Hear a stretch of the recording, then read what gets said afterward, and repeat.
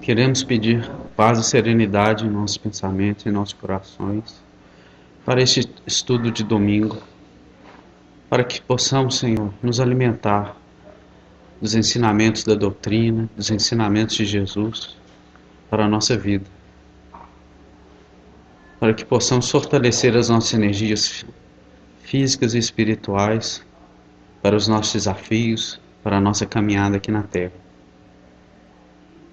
Que possamos, Senhor, cada vez mais fazer luz em nossos corações, em nossos espíritos, para que sejamos instrumentos melhores de vossa vontade. Possamos auxiliar mais, sejamos pessoas mais generosas, mais pacientes, mais conscientes do nosso roteiro aqui na Terra. Sabemos que as dificuldades são muitas, mas que jamais nos falte a boa vontade no coração para acertarmos. Pedimos por todos aqueles irmãos necessitados, doentes, em tratamento aqui na casa, pelos trabalhadores, médicos, que possam receber das vossas bênçãos para o trabalho e para a recuperação. Obrigado, Senhor, graças a Deus.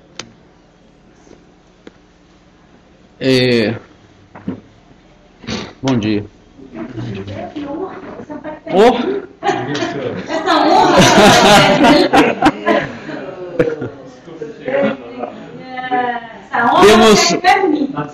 Temos um participante novo aí, né?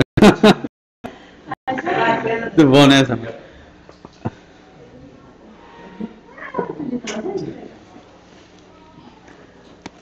Uai, por que tá assim? É porque ele desconfigura quando não manda um PDF. Aí eu tentei exportar como PDF, ficou mais pesado. Ah. Aí eu vou no PowerPoint aqui mesmo. Não, vai assim mesmo. Aqui, passado. Tá. Se o microfone te incomodar, né, você me fala que eu tiro ele. Tá. Né? Ok. Gente, estamos no último módulo do tomo 2. O primeiro roteiro desse módulo, o módulo é Esperanças e Consolações, né? E o roteiro 1, Penas e Gozos Terrestres. Os objetivos específicos do capítulo é explicar o que é felicidade e infelicidades terrestres, segundo o Espiritismo. Por que temos tantas infelicidades no mundo onde a gente habita e felicidades muitas vezes relativas, né? Quais são as felicidades possíveis aqui na Terra e se muitas vezes são realmente felicidades, aquilo que consideramos como sendo gozos terrestres. E refletir a respeito das consequências dos nossos atos, né? Que de acordo com eles nós vamos sofrer ou não as consequências desses atos.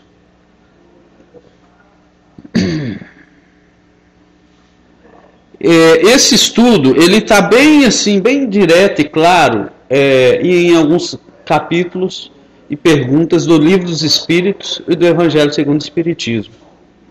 Bem direto, tanto que a maioria do roteiro foi tirado. Ei, Tânia, tudo bom? É uma honra.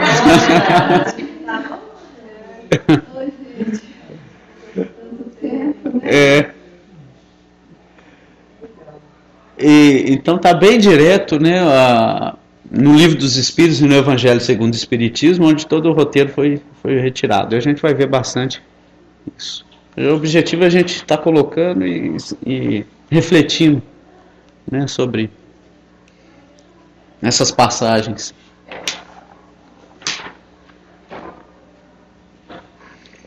Coloquei duas passagens aqui, que inclusive está no Evangelho segundo o Espiritismo, no capítulo.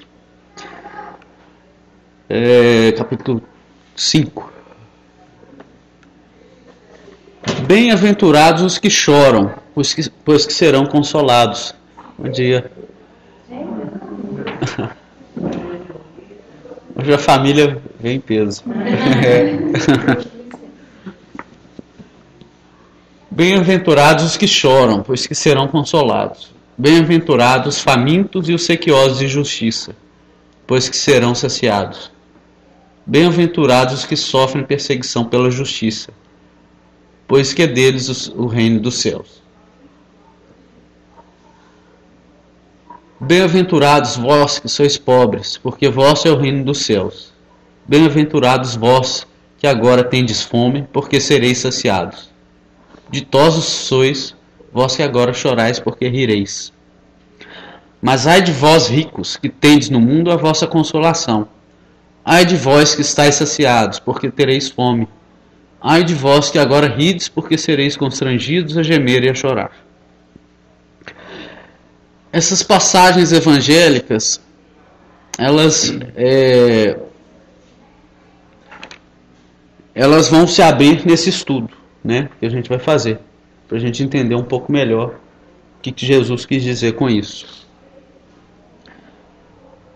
Mas daqui a gente já dá para a gente entender um pouco o objetivo das penas terrestres, né? E o cuidado que a gente tem que ter com os gozos terrestres, né? Jesus já nos adverte. Porque aquele que busca no mundo a vossa consolação, e não na verdadeira vida, que é a vida do Espírito, né, sereis constrangidos a gemer e a chorar. Não que Jesus estivesse colocando uma maldição sobre eles, mas alertando, né, alertando a nossa postura diante do mundo, diante da... Eu penso, Leandro, que enquanto a gente não entende, muitas pessoas não entendem isso. Enquanto a gente não entende realmente a proposta, a gente é infeliz. Você entendeu? Quando você entende, não, a proposta é isso, aí já abre outros caminhos, aí você começa a ser feliz. Você entendeu? Você vê que a proposta é outra, o caminho é outro. Uhum. Eu penso que é mais ou menos dessa forma. Sim, é. Né? A gente vai entrar um pouco mais a fundo, né? Não vou abrir tudo de uma vez, não, porque vamos por partes. Mas a questão é essa, né? Às vezes o nosso sofrimento aqui hoje, da forma que a gente lida com ele, vai significar a nossa felicidade. Isso que a gente tem que procurar entender.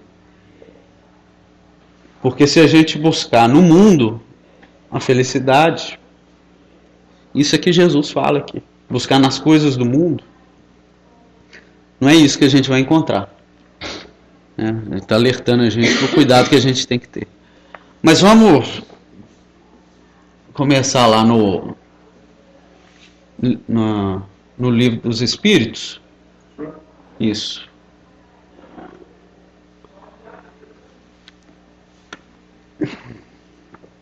Lê aí, Júlio, para nós. 920, pergunta 920.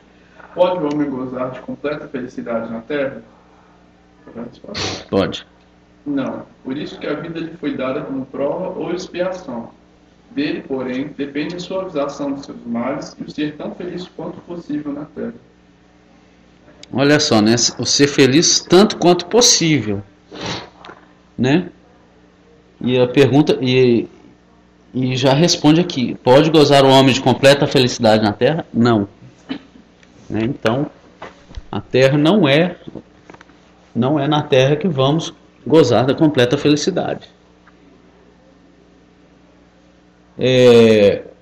A vida é lugar de trabalho, de prova e expiação, de dificuldade que a gente tem que vencer para melhorar o nosso espírito e aí sim aspirar a felicidade real, né? Vamos lá, segue na 921. Observe-se que o homem será feliz na Terra quando a humanidade estiver transformada. Mas, enquanto isso não se verifica, poderá conseguir uma felicidade relativa? O homem é quase sempre o obreiro da sua própria felicidade. Praticando a lei de Deus, a muitos males se forrará e proporcionará a si mesmo felicidade tão grande quanto comporte a sua existência grosseira. Esse já termina aí. Aquele que se acha bem compenetrado de seu destino futuro não vê na vida corporal mais do que uma estação temporária. Pode continuar, né?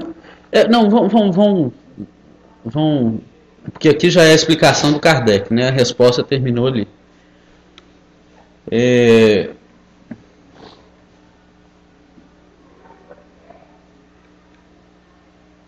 Praticando a lei de Deus, a muitos males se forrará e proporcionará a si mesmo felicidade tão grande quanto comporte a sua existência como grosseiro. E o homem é o obreiro da própria felicidade. Eu acho que... Vamos ler a explicação então do Kardec. Aquele que se acha bem compenetrado do seu destino futuro não vê na vida corporal mais do que uma estação temporária, uma como parada momentânea em péssima hospedaria. Facilmente se consola de alguns aborrecimentos passageiros de uma viagem que o levará a tanto melhor posição, quanto melhor tenha cuidado dos preparativos para empreendê-la. Já nesta vida, somos punidos pelas infrações que cometemos das leis que regem a existência corpórea, sofrendo os males consequentes dessas mesmas infrações e dos nossos próprios excessos. Se, gradativamente, remontarmos a origem do que chamamos as nossas desgraças terrenas, veremos que, na maioria dos casos, elas são a consequência de um primeiro afastamento nosso do caminho reto. Desviando-nos deste, enveredamos por outro, mal, e de consequência em consequência caímos na desgraça. Então, gente, os males terrenos têm origem em nós mesmos, né? E se a gente realmente questionar por que eu sofro isso e tal, com sinceridade, né, olhando realmente no fundo da origem desses males, a gente vai compreender que é por intemperança nossa, por má ação nossa, né? Cabe a nós agir como? Entender isso daqui como aqui, ó, uma parada momentânea em péssima hospedaria. Facilmente se consola de alguns aborrecimentos passageiros de uma viagem que o levará a uma posição melhor. Então, entender isso daqui, a nossa vida, como prova e expiação daquilo que temos que passar para nos depurar, para alcançar uma vida melhor, né? E viver essas dificuldades da melhor maneira, né? Com boa fé, sem desanimar, buscando a melhor atitude, buscando no roteiro mais seguro que a gente tem, nas mensagens de Jesus, né? Que a gente ainda não compreende, mas que a gente está buscando compreender para passar da melhor forma. Algum comentário? A gente visualizar desta forma, esta vida atual, esse estágio terrestre, ele é muito pequeno em prol da vida eterna que nós teremos, que o Espírito tem. Então, se você fizer dessa passagem algo melhor, suportar as dores sem revolta, sem mágoa e fazer com que haja um crescimento, você vai conseguir elevar-se um pouquinho para que no futuro você já não passe por essas mesmas dificuldades. Sim. Eu lembrei da esposa do Publio Lento, quando ela desencarna, o primeiro comentário dela no plano espiritual nossa, em vista dessa felicidade, os nossos sofrimentos na Terra não são nada. E ela desencarnou com a pata de leão no circo, né? Ela teve uma vida difícil e falou, em vista desse bem-estar, dessa felicidade, que na Terra não é nada. Essa compreensão, né, o primeiro vislumbre que a gente realmente teve foi com Jesus, né, com a promessa do reino de Deus, da vida eterna do Espírito, né, o reino de Deus, a vida, né, a felicidade real é do Espírito, né. Essa compreensão a gente não tinha antes. Agora com o Espiritismo a gente vem compreender um pouco mais, né, o quanto estamos caminhando ao longo da história da humanidade, encarnando e reencarnando, sofrendo dificuldades e vicissitudes, né, que o tempo de uma encarnação ele é curto. Ele é, dentro da perspectiva da vida eterna, nós que fomos criados talvez em outros mundos e não aqui, passamos pela história da Terra, né? Estamos aqui já há milhares de anos, não sei quantos, né? Que depende de cada um, mas esse tempo é muito curto realmente. Então, para a gente enfrentar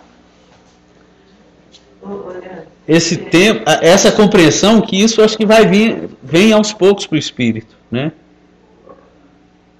Eu fico aqui pensando o seguinte: quando fala bem-aventurado, você falou, parece que é uma maldição, aqui você tem que ir para sofrer mesmo. Aí então eu fico pensando que a diferença, quando Jesus chama de bem-aventurado, é aquele que passa pelas vicissitudes, mas vai buscar esse alento, vai buscar essa compreensão, né, que está passando. E tem aquele outro também que chora e não busca nada, é mão solta, né? Então a diferença quando Jesus fala em bem-aventurado é esse que está buscando. Porque o que sofre com resignação e humildade, ele de certa forma, inconscientemente, ele se eleva, ele tem o espírito dele, ele sabe que não está buscando, não espera do mundo a recompensa mundana. Aquele que encara com revolta, ciúme, inveja, né, querendo uma posição do mundo para aliviar suas dores, não, pelo contrário, ele vai aumentar o sofrimento dele, né? Ele vai sofrer mais ainda, além do sofrimento real que possa haver, muitas vezes, na maioria das vezes é ilusório, na maioria das vezes é por conta dessa revolta, né, do ciúme, da inveja, né? Isso é que traz o tormento do espírito. Continuar agarrado a esses sentimentos, né? E ter que novamente vencê-los. Aí é pela dor, né? Pela dor. Até o espírito aprender. A gente aprender a... Não. Ok, vamos... Aí, lê para nós. Pergunta 9:2. A felicidade terrestre é relativa à posição de cada um. O que basta para a felicidade de um constitui a desgraça do outro. Haverá, contudo, alguma soma de felicidade comum a todos os homens? Com relação à vida material, é a posse do necessário. Com relação à vida moral, consciência tranquila e a fé no futuro. Então ele alerta aqui, né, do ponto de vista material, né, a posse do necessário, que é o mínimo para viver, é o suficiente, né? O problema é que a gente não quer mais do que o necessário. E com relação à vida moral, consciência tranquila e a fé no futuro, né? Consciência tranquila quando os nossos atos estão de acordo com a nossa consciência, com o nosso julgamento, estão harmonizados com a vida superior. Que a gente já viu, né, um capítulo sobre consciência, sobre livre-arbítrio, né? Quando a gente usa o nosso livre-arbítrio com responsabilidade. E fé no futuro, né? A consciência da vida eterna, a consciência da felicidade futura, da consciência das provas que a gente está passando. 9:2-3. O que para um é supérfluo não representará para o outro o necessário reciprocamente de acordo com as posições respectivas? Sim, conforme as vossas ideias materiais, aos vossos preceitos, à vossa missão e às vossas ridículas extravagâncias, a que o futuro fará justiça, quando compreenderes a verdade. Não há dúvida de que aquele que tinha 50.000 libras de renda, vendo-se reduzido a só ter 10.000, se considera muito desgraçado, por não mais poder fazer a mesma figura, conservar o que chama a sua posição, de cavalos, lacaios, satisfazer a todas as paixões. Acredita que lhe falta necessário, mas francamente acha-se que seja digno de lástima quando ao seu lado muito usar, morrendo de fome e frio, sem um abrigo onde repousem a cabeça. O homem criterioso, a fim de ser feliz, olha sempre para baixo, não para cima, a não ser para elevar sua alma ao infinito. A gente se acha credor de gozos e situações na Terra, né? Aquele que tem muito se acha credor dessa e se revolta quando não tem, quando o mundo não responde para ele.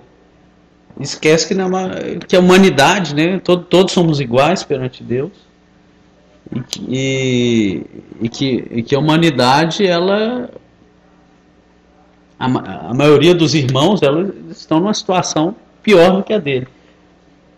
Então, aquele que se revolta, ele sempre quer mais.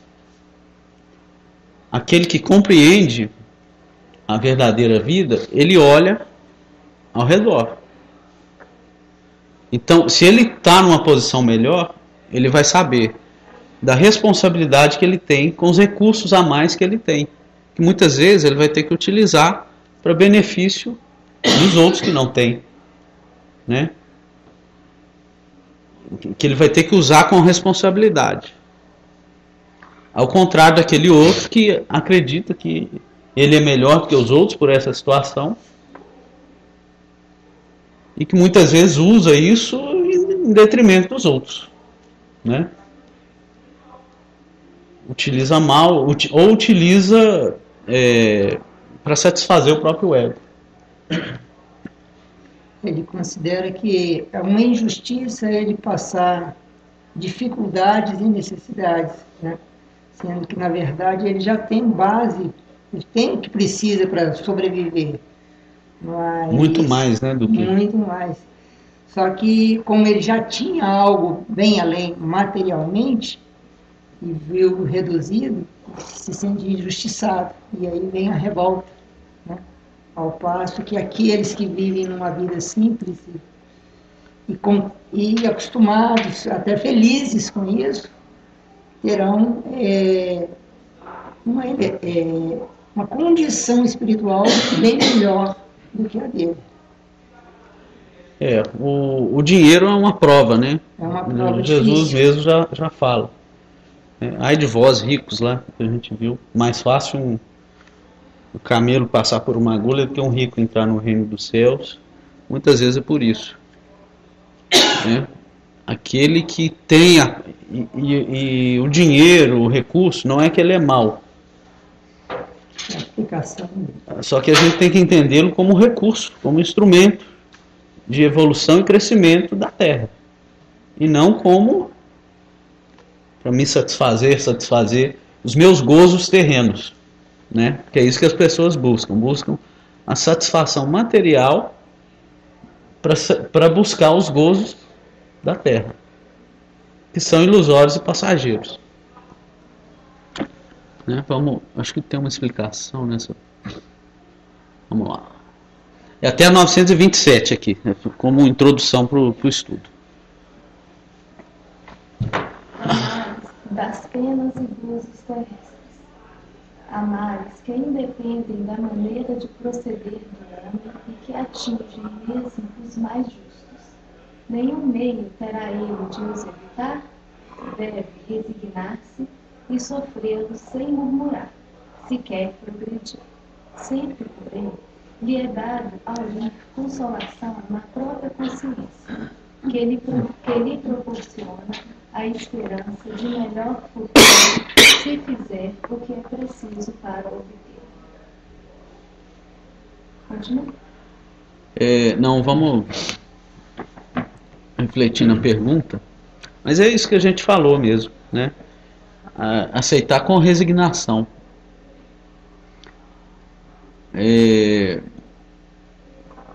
Fazer da melhor forma, como dita a nossa consciência, buscando passar por aquilo da melhor forma com esperança no futuro, que é o que um homem de bem tem que fazer. Aí está, por exemplo, o caso de uma doença, né? Que independe da sua vontade, da sua forma de agir, mas que as suas construções anteriores, né, estão gravadas, ela vem neste mundo. E se você passa por ela com resignação, né, é a forma de progredir. Ao passo que se você revolta, porque você não saiu do lugar. Você não está aprendendo a lição. Você não aprendeu e tem que repetir, né? É. Repetir nunca é bom, né? Sempre é mais penoso. Repetir situação pior. É. É sofrido. Vamos lá. Se alguém não consegue, aí vai passando. Então, eu vim pra cá. Então pula essa parte aí. Porque favorece Deus com os dons da riqueza. Porque favorece Deus com os dons da riqueza a certos homens que não parecem tê-los merecido. Isso significa um favor aos olhos dos que apenas veem o presente. Mas, ficai sabendo, a riqueza é, de ordinário, a prova mais perigosa do que a miséria. Então aí, ó, a gente que fica buscando, né, a satisfação das nossas dores e tal na riqueza, muitas vezes é o contrário, né? A riqueza, ela é ilusória, né? É uma prova mais perigosa que a miséria e muitas vezes vai trazer mais sofrimento futuro do que pode, às vezes, vai, esbanja, etc., né? Faz um mau uso que vai trazer mais consequências negativas no futuro e arrependimento, né? Assim como o poder, a beleza, a riqueza é uma prova perigosa. É aquela frase que é do Lincoln, né? Se você quer saber o caráter de um homem, dele poder.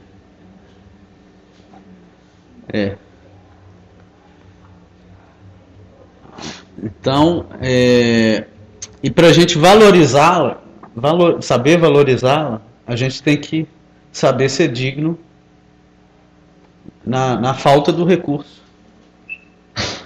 Porque quando vier, a gente vai saber o valor. Ou não, né? Às vezes a gente faz o contrário, a gente cai com a riqueza. Mas aqueles que realmente sabem o real valor dela, vão usar com responsabilidade, né?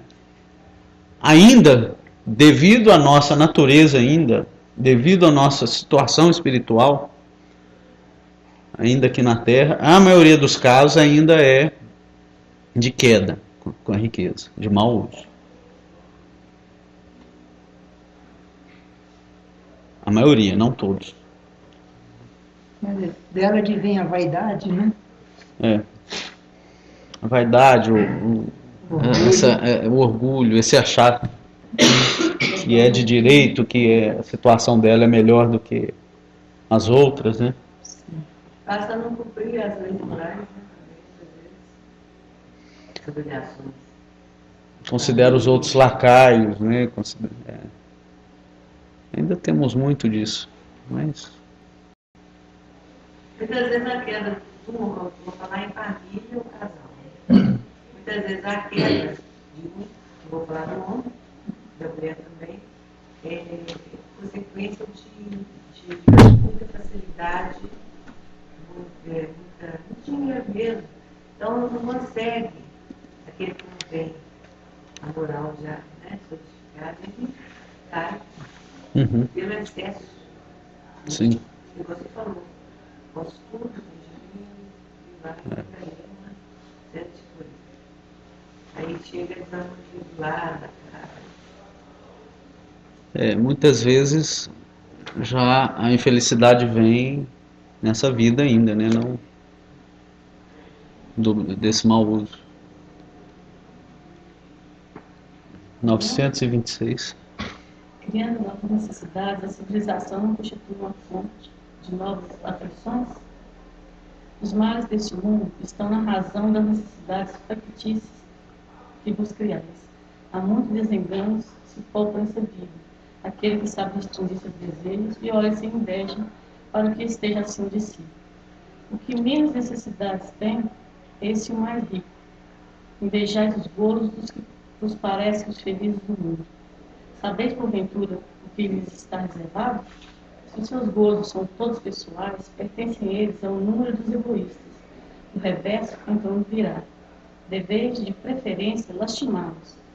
Deus, algumas vezes, permite que o mal prospere, mas a sua felicidade não é de causar inveja, porque, com lágrimas amargas, apagará. Quando um justo é infeliz, isso representa uma prova que lhe será levada em conta. Se suportar com coragem. Lembrai-vos dessa palavra de Jesus. Bem-aventurados os que sofrem, pois que serão consolados. É isso que a gente está falando, né?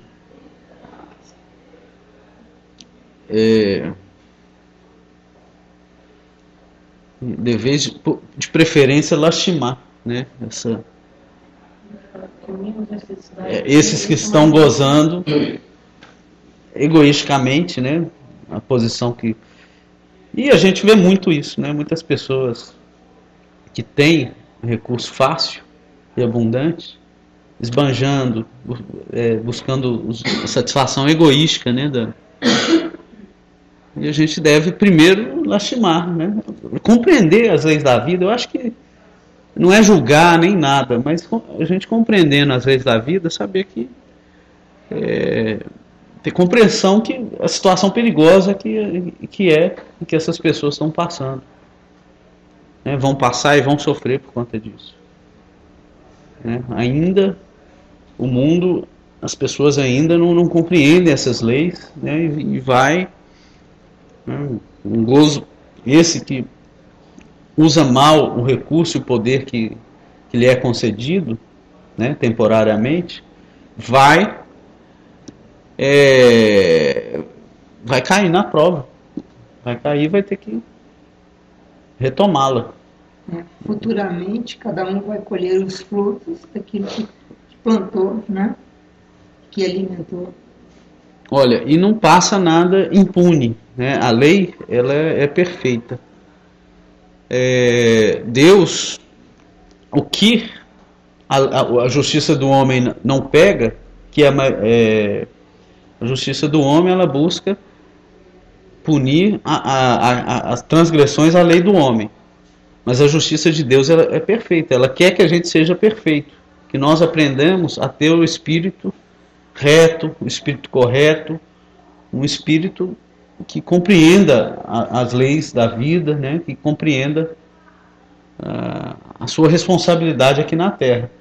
E se a gente faz mau uso disso, a lei vai vir para que a gente aprenda a lição. Isso em todos os sentidos. Isso, a lei de Deus é perfeita nesse aspecto. Qualquer mau uso, direcionamento mal feito que nós damos às nossas decisões, aos nossos espíritos, as pequenas coisas, né, que nós achamos que esteja correto, né, no mundo, que o mundo permite, hoje, né, nós vamos ter que, porque a gente não aprendeu ainda, e nós vamos ter que aprender. Uma frase que encaixa nesses políticos. Deus algumas vezes permite que o mal prospere, na sua felicidade não é de causar inveja, porque com lágrimas amargas pagará.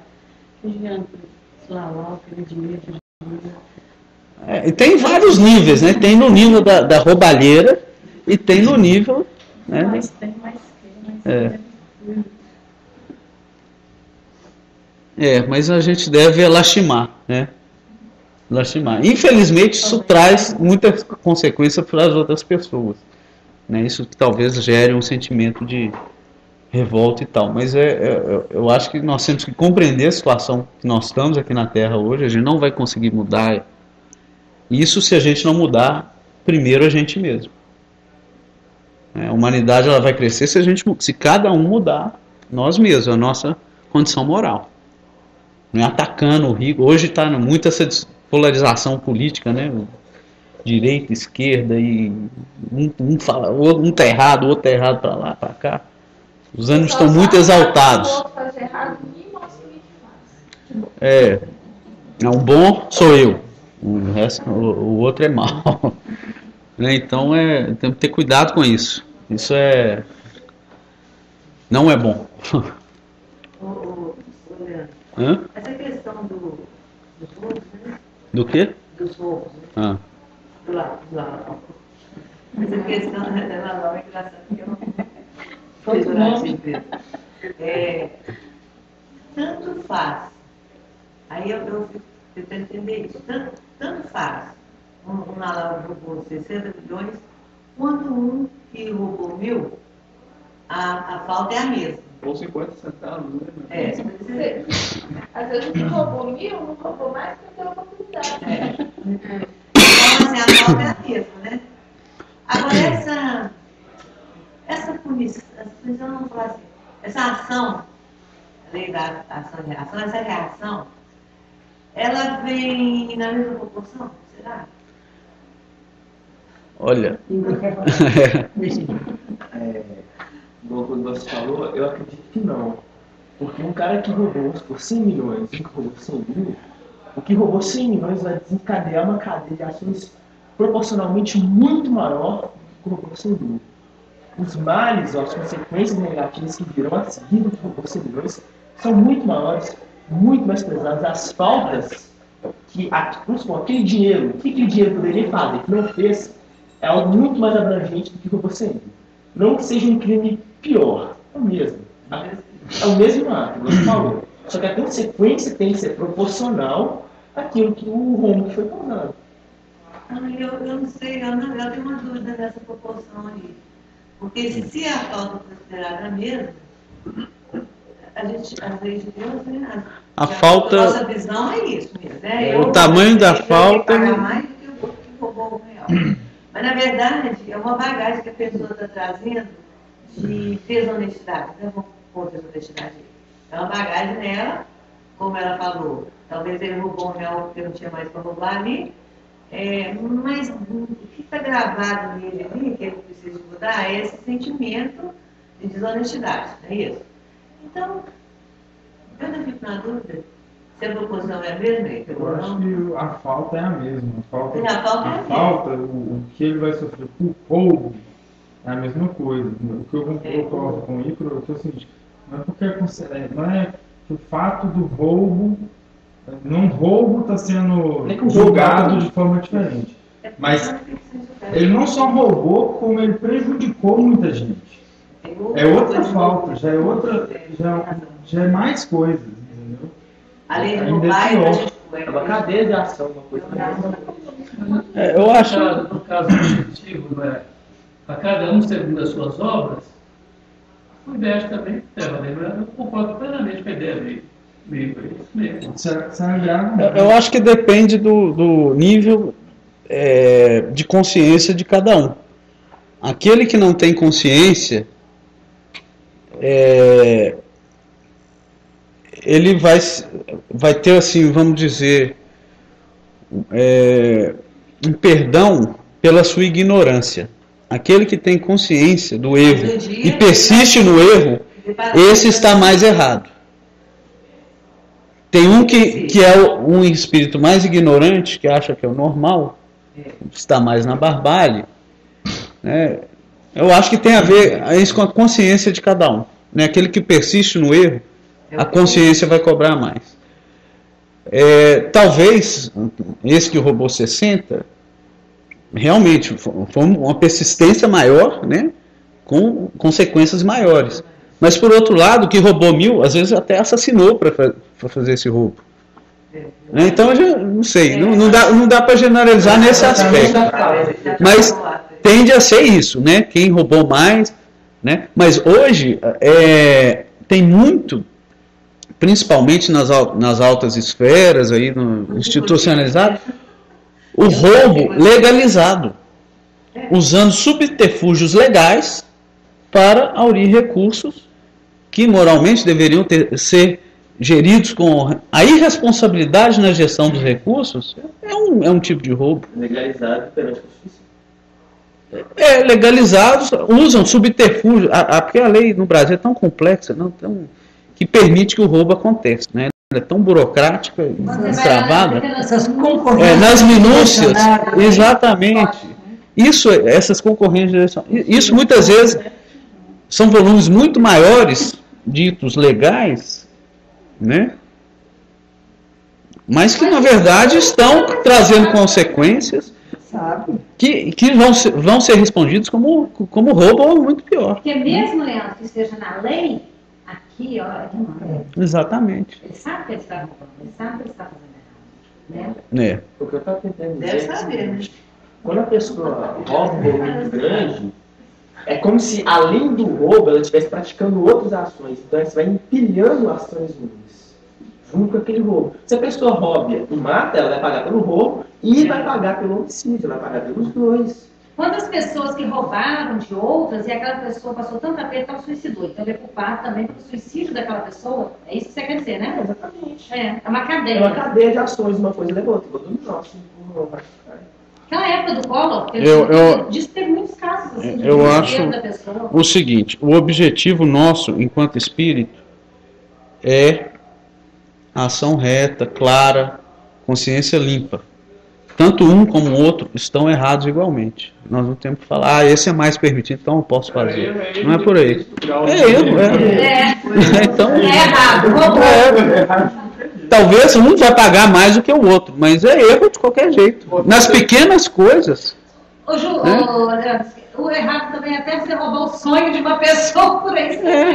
O importante é a gente que tem esse conhecimento se vigiar para não errar. Exatamente. Quem errou no pequeno vai errar no grande. Né? Ué. Eu acho que não cabe a nós. É esse, né, que a pessoa está atendendo. Dependendo da quantidade. O que você acha mais perto, mais. Bom, vamos seguir. Não há dúvida que a felicidade supérflua não é forçosamente indispensável, porém, o mesmo não se dá com o necessário. Ora, não será real a infelicidade daqueles a quem falta o necessário? Verdadeiramente infeliz, o homem só o é quando, sobre a falta do necessário, há a vida e a saúde do corpo. Quando sofre, né? A falta. Quando sofre a falta do necessário e a saúde do corpo. Todavia, pode acontecer que essa privação seja de sua culpa. Então, só tem que se queixar de si mesmo. Se for ocasionada por outrem, a responsabilidade recairá sobre aquele que lhe houver dado causa. Então, a falta do necessário realmente é uma situação difícil, né? Tem aquilo, o que é supérfluo para mim ou não é? Mas muitos sofrem a falta do necessário, que é uma situação real, né, de sofrimento, né? Você explica um pouco da questão que a gente estava falando. O cara que rouba um R$1, ele não mata uma família de fome por causa disso. O cara que rouba os cofres públicos, ele põe muita gente... Realmente a responsabilidade por nessa questão é maior, né? A posição do professor já exige mais responsabilidade. Se ele é um político, ele tem poder e tem responsabilidade muito grande. É diferente do cara que às vezes rouba R$1 porque quer comprar um pão. Uhum. A responsabilidade dele é menor. Gente, mas será que a gente lá ia fazer diferente, né? Eu acho que nós espíritas talvez sim. Não é possível que a gente não está aqui estudando. Eu acho que devia criar bancada já vi muita gente falando, não é um ou outro, muita gente da parte espírita tem medo de entrar. Não porque tem medo de cair, mas porque às vezes você não quer cair, você não está querendo roubar. Não, você não rouba. Só que aí você vai ser vai ser mandado embora, porque você tem que entrar no sistema. Se você não entra no sistema, você não aguenta. Eu acho o seguinte. Você não tem vida. Os bons... Eu já escutei isso muito. Muito difícil. Os bons tendem a ser tímidos com relação a isso. Eu acho que nós não temos que ter medo de entrar na área pública, na política, não. Só que realmente há a tendência de favorecer aqueles que pensam iguais aos que estão lá. Mas nós não temos que ter medo, não. não tem, se você tenta ir contra ou tentar denunciar alguma coisa, você está falando de sua vida, sua família em risco. Mas... Porque eles não me E às vezes o sistema não deixa você fazer aquilo que você quer. Mas aí é a força do caráter. É a força. Olha o Joaquim Barbosa. Podem acabar excluindo. Foi um dos homens mais poderosos do país. Fez o que fez, resultado? Tendo que dar relatório para os caras que ele mandou prender. Tem que justificar que ele está aposentado. Tem que justificar para quem ele mandou para a cadeia. Gente, é complicado. A situação é essa, mas não é generalizado. A gente tem que ter muito cuidado. Política a gente exalta muito para falar, mas dá muita raiva na gente, revolta, mas não é esse o sentimento que a gente tem que ter, né? Eu acho que, igual a Filomena, a gente tem que orar pelos políticos, para que eles tomem as decisões corretas. Tem os bons que estão lá, né? Os bons não tem que ter medo de estar lá. E a coisa vai mudar aos poucos. A tendência é melhorar. Não é nem de raiva. Eu acho que a gente fica assim, é um sentimento, paz. Indignado. Igual ontem eu vi duas figuras lá falando, mas eu quero voltar para o aquilo ali, vou te falar, não é pra nada, não. Você fica olhando assim e fala assim, eu não estou acreditando que essa fulana está falando isso. E o outro atrás, a Sandra também. E você fica pasmo de ver como que o ser humano faz, acontece e acha que está certo, que não prejudicou ninguém, prejudicou todo mundo. Eu fico achando que não é nem fingimento, ele acha mesmo, ela acha mesmo, que eles foram excelentes governantes. Na cabeça deles, eles são excelentes. Do jeito que ela fala, ou é muito cara de pau, ou ela realmente acha que ela é muito boa. Não, eu fico raiva, eu fico olhando aquilo, eu não acredito, gente, que a pessoa... Aí nós estamos entrando na política, que é complexo. Eu particularmente acho, né, eu fico evitando de atacar e tudo, mas eu acho que faltou muita falta de humildade, de reconhecer os erros e de reconhecer que não é tudo perfeito igual esse mundo maravilhoso que se prega. Eu acho que o governante consciente, ele tem que ter essa consciência, né, porque senão fica parecendo uma propaganda falsa, uma coisa assim. Mas não vou entrar mais não quero, isso não é o objetivo. Também que esse tipo de pessoa, desde pequeno, foi doutrinado especificamente para aquela ação. Desde pequeno, a família, os pais, os avós, bisavós, tataravós, de geração em geração, eles foram sistematicamente ensinados a agir daquela forma. Desde pequenos, sempre.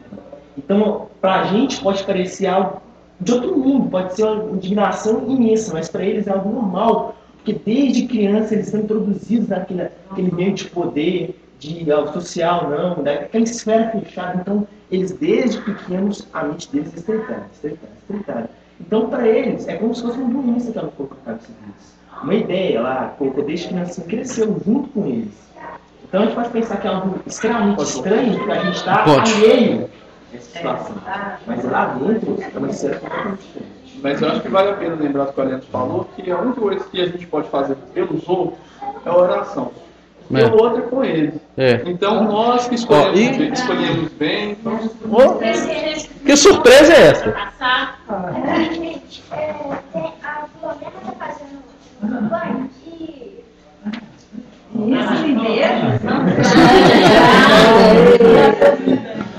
Aí ela está pedindo que doe alguns brinquedos para que estejam esses não gemados para ajudar na festa junina do colégio,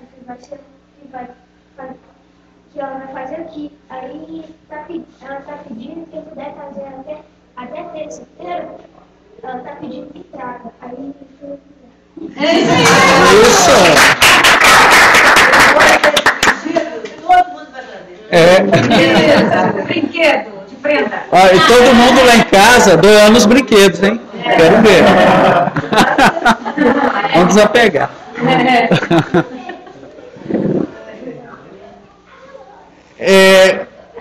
E o estudo aqui nós estamos vendo, cada um vai responder à própria consciência, né? A gente tem que ser digno, antes digno de compaixão com esses irmãos que estão errando na posição que estão colocados, né, do que julgar. Eu acho que também a gente não deve julgar e condenar, a gente deve ter compaixão, dúvida e eu tentar orar por eles. Eu não tenho esse sentimento. Meu sentimento quando eu vejo isso, não é de revolta nem de nada não. É de não acreditar que a pessoa está ali falando aquilo. É quase uma pena que a gente tem da pessoa de não enxergar isso. Se todo mundo vibrasse a favor do governante, já é muito difícil governar. É. Agora, com todo mundo vibrando contra, é muito difícil. Então, se fosse fácil, você reconhece os atos negativos, toma nota para si mesmo, para que nas próximas eleições você levar isso em consideração, mas o melhor que você faz é vibrar positivamente. Olha, Deus toca a sua mente. Gente, e olha a situação, o tanto de interesses, vamos colocar a situação de presidente mesmo, o tanto de interesses subalternos, o tanto de interesses setoriais, de classes dominantes, de poder mesmo, que estão ali tentando sugar o tempo todo, tanto interesse que tem que conciliar, né? Ou a pessoa está no bem, a pessoa boa já deve ser uma dificuldade tremenda de conciliar isso tudo, né? Se ele é produto disso, né, vai ser natural. Agora, para agir no bem lá é realmente difícil. Agora, a gente tem que fazer isso, procurar auxiliar o ambiente para que a coisa melhore aos poucos, né?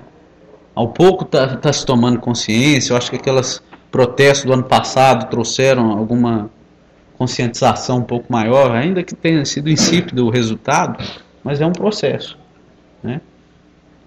Mas vamos lá, vamos deixar a política. A política para a gente entender que acho que o importante aqui é que a gente vai ser julgado de acordo com a própria consciência, de acordo com as nossas ações. O que pode parecer impunidade agora, né? O que pode parecer que o mal está levando vantagem e oferecendo riqueza e que está impune, não vai ser, não é. Vai responder. Está contraindo débito. Está contraindo débitos. Às vezes parece que você está pagando débito lá atrás. Essas histórias aí de gente que fica presa a vida inteira por um crime que nem cometeu e depois de 30 anos descobre que não foi a pessoa e já ficou presa e... Mas a pessoa às vezes abusou desse poder em outras vidas. Não é ilusão. Exatamente. A gente sabe, por exemplo, uma pessoa que roubou milhões, em vez de construir um hospital, por exemplo, ela pode renascer num lugar que não tem hospital, que ela vai precisar de internar, de alguma coisa, e ela não vai ter os recursos naquele lugar que ela nasceu. Isso aí eu penso. Ou seja, ela vai nascer no Brasil. Ai. Lugar pior que o Brasil. Gente, o Brasil ainda é um país que tem dívida com a escravidão, com muita coisa, né? Então. Nós não somos santos, não. Nós temos. Não é à toa que a gente passa por isso. Tá tudo certo, né? Tá tudo certo. Bom, a felicidade não é desse mundo. Aí vamos no. Como é que tá a hora? 2 minutos. Vale a pena começar. Aí põe lá no. Eu acho que vai ser grande, ó. Capítulo 5, item 20. Vamos no índice de novo, né?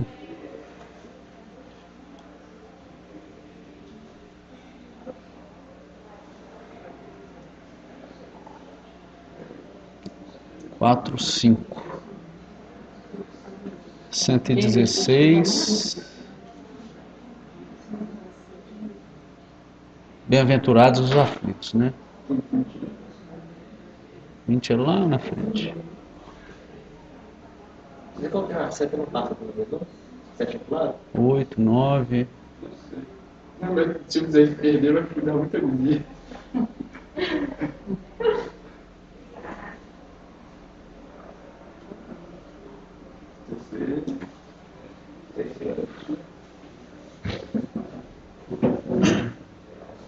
19. Aí. Próximo, né?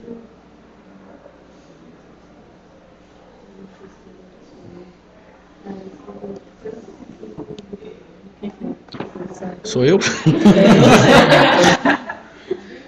A felicidade não é deste mundo. Não sou feliz. A felicidade não foi feita para mim, exclama geralmente o homem em todas as posições sociais. Isso, meus caros filhos, prova melhor do que todos os raciocínios possíveis a verdade dessa máxima do Eclesiastes. A felicidade não é deste mundo.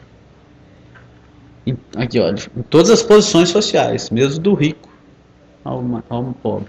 Com efeito, nem a riqueza, nem o poder, nem mesmo a florida juventude são condições essenciais à felicidade. Digo mais, nem mesmo reunidas essas três condições tão desejadas, porquanto incessantemente se ouvem, no seio das classes mais privilegiadas, pessoas de todas as idades se queixarem amargamente da situação em que se encontram. Então, nem mesmo reunida a riqueza, o poder e a juventude, né, pode-se dizer que existe a felicidade plena. Estamos sempre com alguma ânsia, alguma coisa a mais, alguma coisa faltando, né?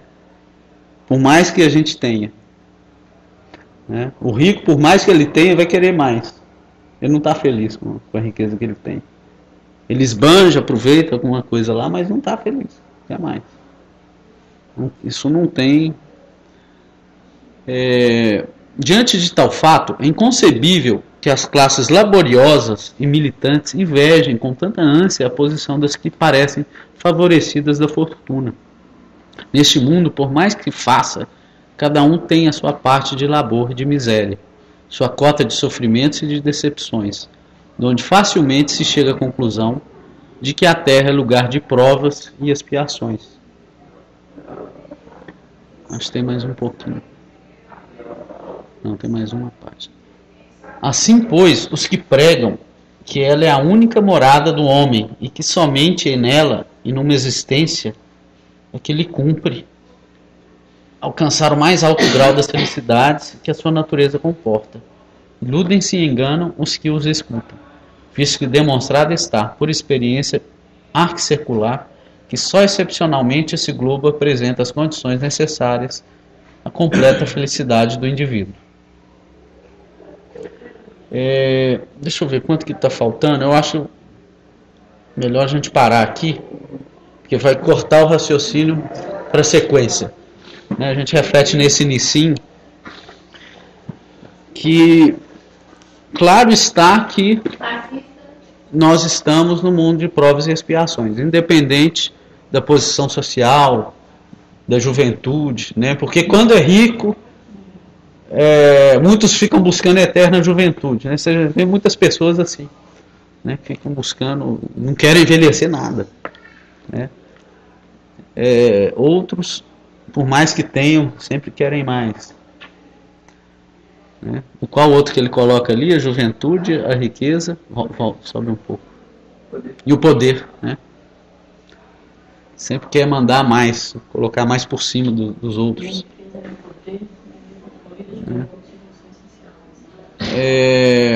Então, se a gente vai invejar o que estão na posição melhor, né, a gente primeiro tem que refletir. O objetivo é esse mesmo. Se a insatisfação ela faz parte, é constante em todas as classes, em todas as situações. Por quê? Aí ele vai explicar que nós estamos ainda no mundo de provas e expiações. Aí a gente continua a partir daqui no domingo que vem. Você termina? Não sei. Pode ser que sim, mas pode ser que não. Isso é legal, né? Pode ser que sim, pode ser que não pode. Mas vai domingo todo. Se terminar, eu acho que vai domingo todo, pelo menos. Você é a próxima, Maria? Não, eu não. Depois do Ciro alguém se candidata, já é um livro novo.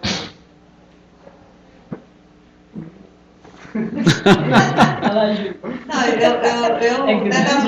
juro que esse livro novo, é interessante a gente conhecer ali, porque nós aqui estudamos tudo aqui, na vida terrestre, sentimentos, mudanças, tal. Agora lá já é o lado de lá.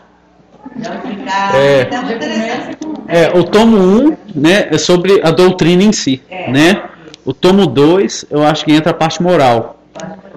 E o tomo 3 vai ver questões práticas da mediunidade, né? A desencarnação. Processo da desencarnação, obsessão. Eu acho que vai entrar num aspecto técnico da mediunidade, né? Eu até me proponho a fazer, porém eu, no dia 7 eu tenho um compromisso aí. Eu posso fazer, Maria. Você faz? Ah, beleza. Aí é o primeiro do próximo, né? Aí eu faço depois de você. Se eu não quiser, eu vou ajudar.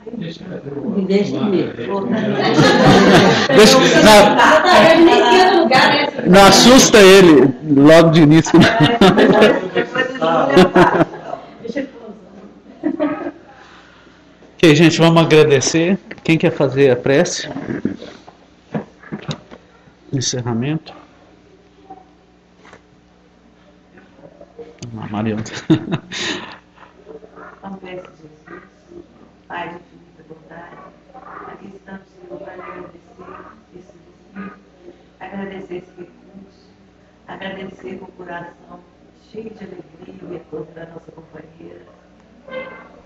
Queremos lhe pedir, Jesus, que todos os ensinamentos adentrem para que possamos, todos os dias, colocá-los em prática. Queremos sempre, Senhor, ter a fé, a esperança, para que possamos caminhar em vossa direção, com a cabeça erguida, com o coração cheio de júbilo. Que todos, Senhor, que estão aqui, que têm recebido essa casa que tão bem nos acolhe, por todos aqueles que estão nos hospitais, nos leitos do Senhor, que possam ser abençoados, Senhor, que possam ser bem-aventurados, para que lá na frente nós possamos nos encontrar com a verdade, com o caminho e com a vida.